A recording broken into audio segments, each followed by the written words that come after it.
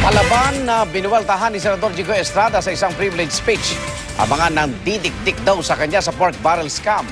Bakit daw siya at sina Senador Juan Ponce Enrile at Bong Revilla lang ang pinupuntirya sa kontrobersya? Isa sa mga pinatutsadahan ng senador, si Commission on Audit Chairperson Grace Pulido Tan. Sinagot naman ni Tan ang mga puna ni Estrada. Saksi si Jam Sisante. Bakit kaming tatlo lang ang iniimbestigahan? There is a saying, selective justice is injustice. Galit na kunesyong muli ni Senador Jinggoy Estrada ang tila pagdidiin daw sa kanilang tatlo ni Senador Juan Ponce Enrile at Bong Revilla sa isyu ng maanumalya umanong paggamit ng pork barrel. Yan ay kahit halos 300 naman daw ang mga mambabatas na binanggit sa COA Special Audit Report, kabilang ang ilang kaalyado ng Pangulo. Bagay na nakumpirma na ng GMA News Research nang suriin ito ang mga COA Audit Report mula 2007 hanggang 2009 kung saan lumutang din ang pangalan ng iba pang senador.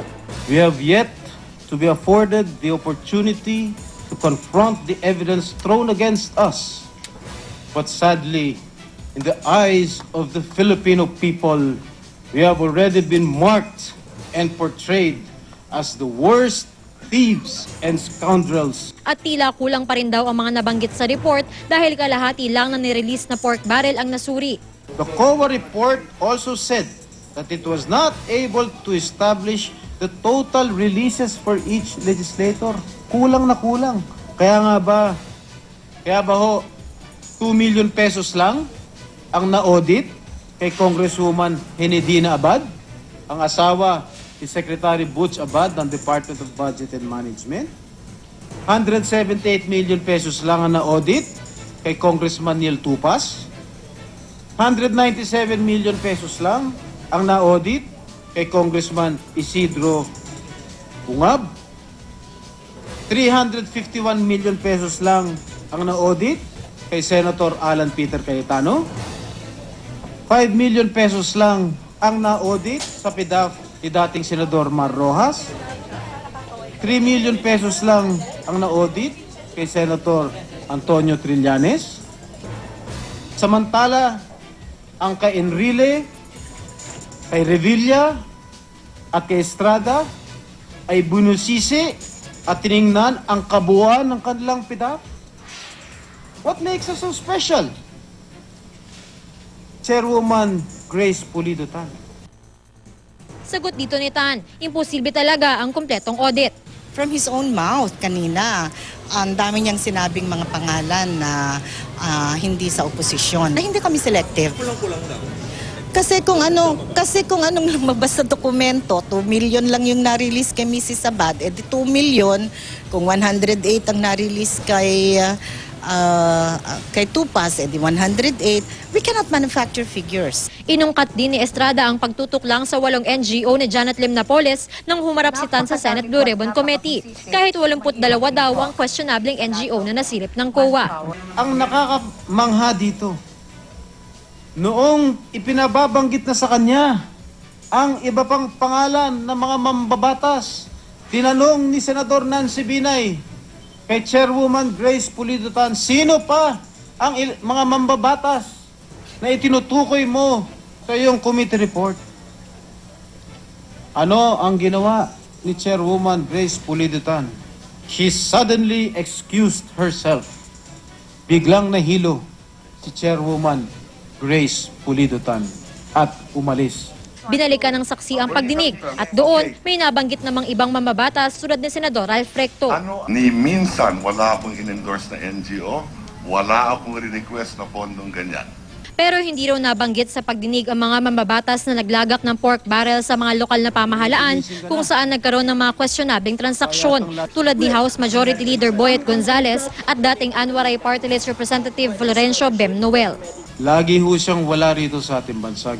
Kaya po siguro, mukhang hindi nyo natututukan at nababantayan ng husto ang paggawa ng Special Audit Report kasi panay ang biyahe ninyo.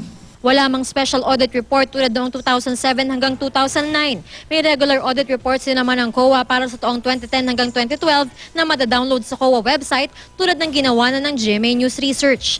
Sa isang report nga ng COA noong 2011, nabanggit ang paglalaan daw ng pondo sa isang questionabling NGO ni Senador Gringo Honasan at ni dating Akbayan Representative Risa Hontiveros na kaalyado ng Pangulo. Pinaiimbestigahan na raw ito ng dalawa.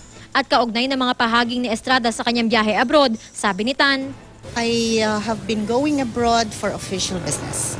hindi lang si Tan, pati raw mga kasamahan niya sa Senate Blue Ribbon Committee, tila sila raw ang dinidikdik. Sa bawat pagturo ninyo ng mapanghusga at mapangkutyang daliri o hintuturo ninyo, ay 4 na daliri ang nakaturo pabalik sa inyo.